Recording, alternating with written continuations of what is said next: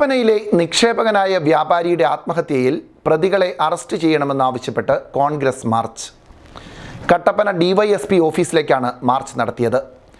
AICC അംഗം EM Augusthy march ഉദ്ഘാടനം ചെയ്തു.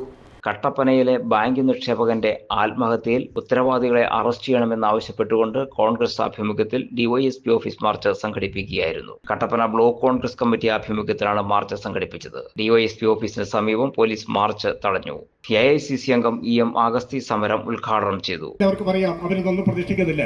പക്ഷേ നിയമപരമായ നടപടികളുമായി ഞങ്ങൾ കോൺഗ്രസ് പാർട്ടി സാബുവിന്റെ കുടുംബത്തോടൊപ്പം ഉണ്ടാകുമെന്ന് പറയാൻ ഞങ്ങൾ ആഗ്രഹിക്കുകയാണ്. സ്നേഹിതന്മാരെ, വലിയ പ്രചരണമാണ് നടക്കുന്നത്. സാബു എന്ന് വലിയ ദ്രോഹം ചെയ്തത് പോണക്കാം. ഇവിടെ ലോകത്തിലെ സകല ആളുകളെ വിമർശിക്കുന്ന ഒരു നേതാവുണ്ട്. ഈ ഭൂമിക്കും ആകാശത്തിലുള്ള മുഴുവൻ ആളുകളെയും കുറ്റം പറയുന്ന ഒരു നേതാവ്. അദ്ദേഹം ഒന്ന് പറഞ്ഞു, സാബു എന്നൊരു വയ്യാവേലി, അയാളെ ആത്മഹത്യ ചെയ്തതിന്റെ ഞങ്ങളുടെ തലയിൽ കെട്ടിവെക്കണം എന്നാ പറയുന്നത്. സാബു ഒരു വയ്യാവേലിയല്ല. സാബു അന്തസ്സുള്ള അഭിമാനിയായ നിക്ഷേപകനാണ്. ജീവിതകാലം മുഴുവൻ സമ്പാദിച്ചുണ്ടാക്കിയ സന്റെ നിക്ഷേപം സഹകരണ സ്ഥാപനം എന്ന ബാങ്ക് എന്ന കള്ളപ്പേരിൽ സാബുവിനെ പോലെ ആളുകളെ വിശ്വസിപ്പിച്ച് അത് തട്ടിക്കൊണ്ടുപോയ കമ്മ്യൂണിസ്റ്റ് പാർട്ടിയുടെ നേതാക്കന്മാരാണ് വയ്യാവേലികളായി നാട്ടിൽ അറിഞ്ഞു നടക്കുന്നത്. സാബു അന്തസ്സുള്ള അഭിമാനിയായ ആളാണ്. സാബു നിക്ഷേപകനാണ്. അയാളുടെ പണമാണ് ചോദിച്ചത്.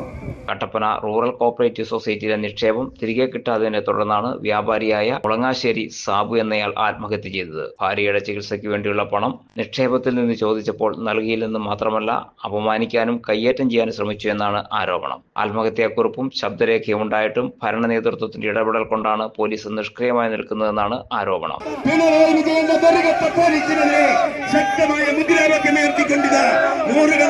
കോൺഗ്രസ് നേതാക്കൾ അണിനിരക്കുന്ന പ്രതിഷേധ പ്രകടനം ഇവിടെ എത്തിച്ചേർന്നിരിക്കുകയാണ്.